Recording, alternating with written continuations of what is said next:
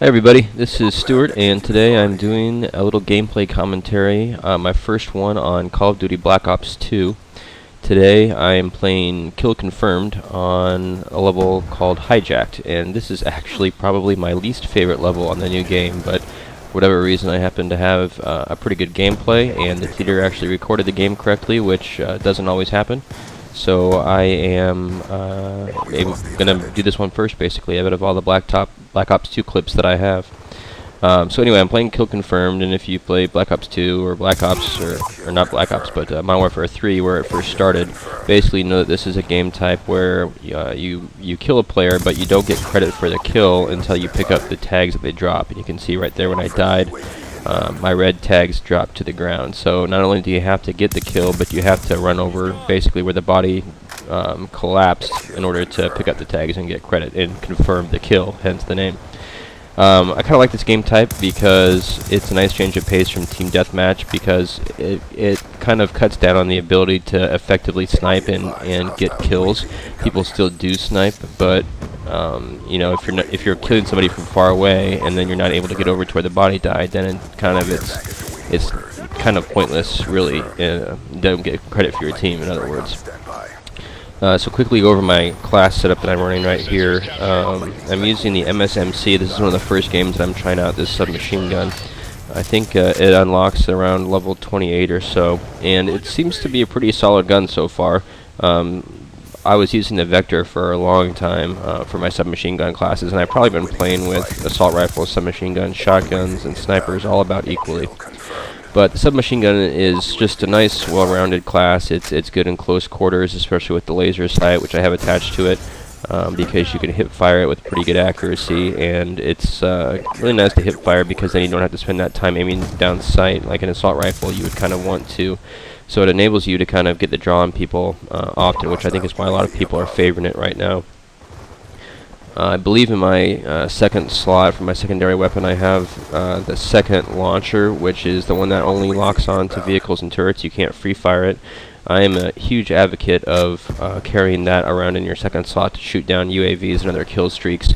There are so many UAVs right now in Black Ops 2, and it's such a powerful kill streak, getting to see where the other team is, that I think it's just really important for people to, at least one person in the team, preferably more, to have that equipped and be able to shoot down UAVs whenever they can.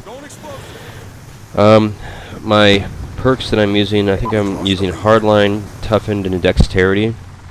Hardline obviously reduces the amount of points you need in order to get a kill streak.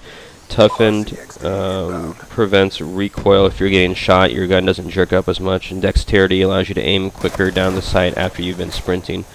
I'm not positive if this is the most ideal setup for a submachine gun class. Toughened, I think, is more for like an assault rifle or sniper class, so probably I could have picked Cold-Blooded or just eliminated that perk altogether, but in any event, that's what I'm running. I'm also using the Wildcard Danger Clothes with double bouncing Bettys. These are pretty strong right now. For some reason, a lot of people don't run Engineer, which I think is about one of the best perks that you can have in the game right now, which lets you see where explosives and things like that are all at. So anyway, bouncing Bettys times 2, it usually adds up to quite a bit of explosiveness damage, and really, that was a huge fail right there. I should have just walked in and stabbed those guys in the back, but I didn't. Missed two easy kills there. Anyway, been playing Black Ops 2 for probably a week or two now, and it's an interesting game. I'll put it that way. It's really fun and also extremely frustrating at times, and I guess you could probably say that about any Call of Duty game. But for some reason, this one has just really gotten my goat a few times. And I remember when I transferred from Modern Warfare 2 to Black Ops 1, there was kind of an adjustment period of it's just a different feel when you move from the two different developers. Treyarch has its own way of kind of setting the game up, and it takes a little while to adjust from the Modern Warfare series to the Black Ops. And I think it's a little bit more than that. I was talking to a friend about this the other day, and the way that they do lag compensation in this game apparently is that It's almost better to have the worst connection in the lobby than the best, because the game will adjust everybody's connection down to whoever has the worst connection. And then basically, if you're shooting something, it'll basically tell your system to wait until the worst person's server would, or worst person's connection would think that things were happening. So that's why a lot of the time you feel like you're shooting somebody and it's just not registering the hit marker, even though you know that you're aiming right at him and the bullet should be hitting him, and you're just not getting credit for it, which can be incredibly frustrating. But at the same time, you kind of understand why they're doing it and trying to get everybody on the same playing field. I don't think they have any plans to do anything about that right now, so I think it's just something they're going to have to live with. In any event, let's see, the kill streaks I'm using are UAV, Care Package, and Lightning Strike. I was running a class in games before and after this that had Engineer, which syncs really well with Care Package, because it allows you to change your Care Package if you don't like the first one you get. And a lot of times you get really solid streaks, even the higher, more expensive ones, out of the Care Packages. So I got a Swarm in a game somewhere near this one, which is one of the most expensive kill streaks. I haven't gotten Attack Dogs, or I don't think I've got... Actually, I did get the VTOL once. But in any event, it's a really nice option for people that maybe aren't going to be able to get those more expensive kill streaks if they still want to try them out, sooner or later. Obviously, they're pretty rare, but every once in a while you will get those. So, talking a little bit about this map, I'm not quite sure why I don't like it, but for whatever reason, I just haven't had much success with it. The spawn system is kind of weird. They flip pretty regularly between the decks. In some respects, it kind of reminds me of Nuketown, which is a map that was in Black Ops 1 that brought back for Black Ops 2, except the layout does, except that the middle area isn't quite as expansive as Nuketown's. But when you think about it, you have these decks, which are kind of like the backyards in Nuketown. You have the two cabin areas, which are kind of like the two houses in Nuketown, and then the middle deck area, which is kind of like that middle road with the vehicles in it. Like I said, spawn flips occur pretty regularly, and for whatever reason, I don't really care for the line. I mean, the lines of sight are really weird, and I think that's kind of a pervasive theme throughout Black Ops 2 maps.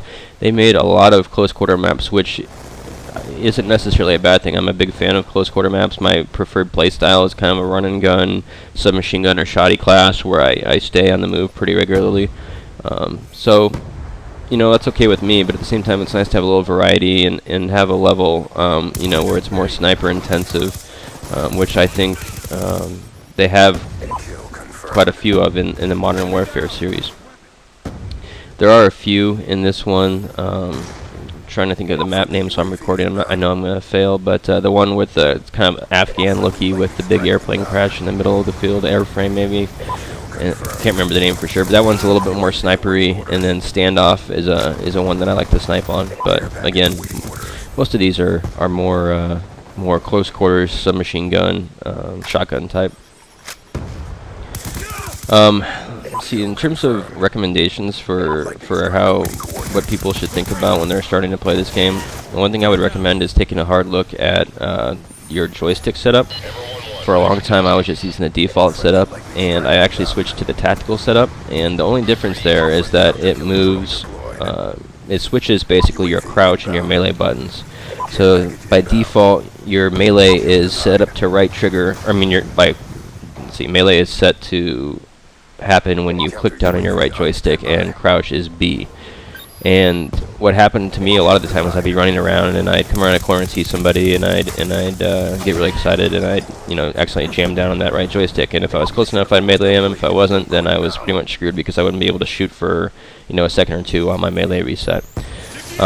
Switching those around has the effect of that if you accidentally do that, you basically just end up drop shotting. I think a lot of people, frown on drop shotting like it's cheap or something like that. But, in my opinion, if it's in the game and it's something that you can do to make yourself harder to kill, then I think by all means go for it. And so you see me a lot of the time, hitting the deck like I'm around a corner and about to get in a duel with somebody.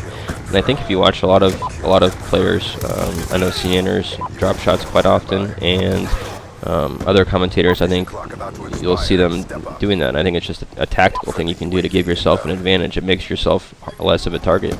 And if you're in warfare, I think that's something that you want to do. Anyway, this is drawing to a close. We're playing to 100 here, and thanks for watching. And if you liked the video, please click like and subscribe. I'll be making more. If you have any suggestions for types of videos you'd like to see or types of commentary, whether it be about guns or play types or just on the game in general, please let me know. And I'm always looking for ideas on how to make these videos better. So, thanks again.